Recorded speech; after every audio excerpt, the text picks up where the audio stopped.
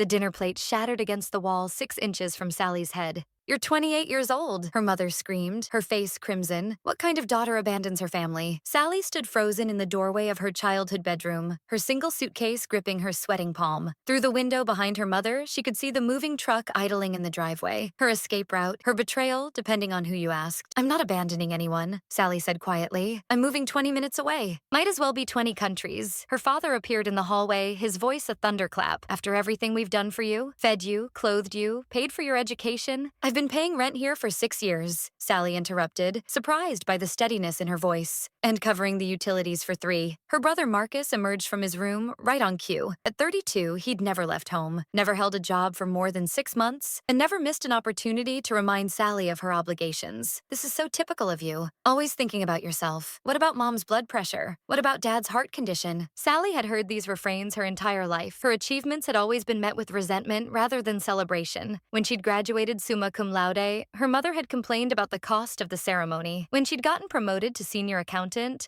her father had sulked for a week because she'd be too busy for family dinners.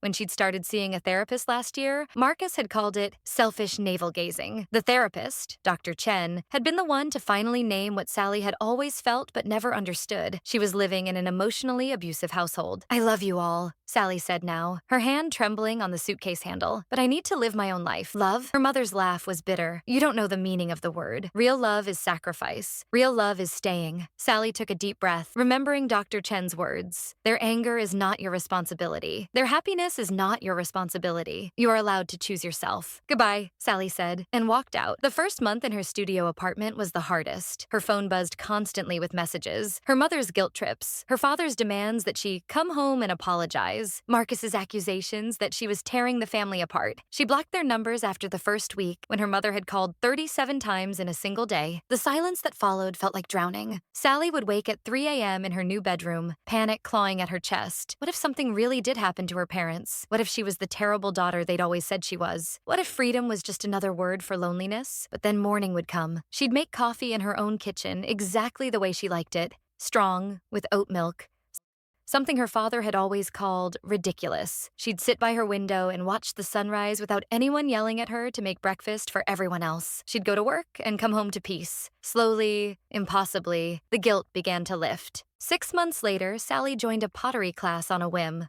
"I'm terrible at this," she laughed, watching her lopsided bowl collapse for the 3rd time. "That's the point," said the woman next to her, a silver-haired artist named Jean. "Failure is just practice in disguise." They became friends. Jean introduced Sally to her book club, where Sally discovered she had opinions about literature she'd never been allowed to voice. The book club led to weekend brunches, which led to a hiking group, which led to karaoke nights where Sally learned she had a decent voice and loved singing Dolly Parton. She started painting her apartment walls, a soft yellow that made her think of sunshine. She adopted a cat from the shelter, a scraggly orange tabby she named Butter. She took a woodworking workshop and built a bookshelf that leaned slightly to the left but held her growing collection of novels perfectly.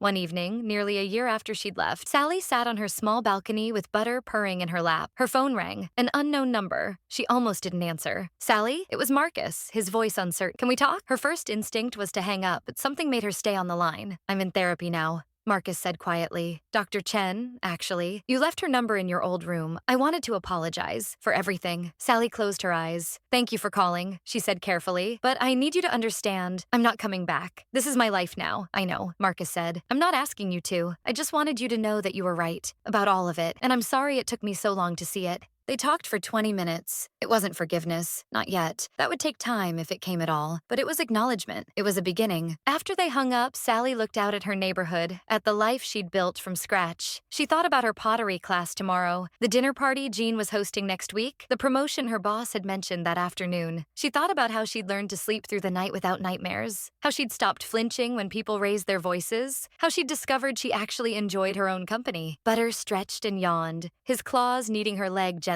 "We did it, buddy," Sally whispered, scratching behind his ears. "We're actually happy." And for the first time in her life, she meant it without qualification or fear. The happiness was real, hard-won, and entirely her own.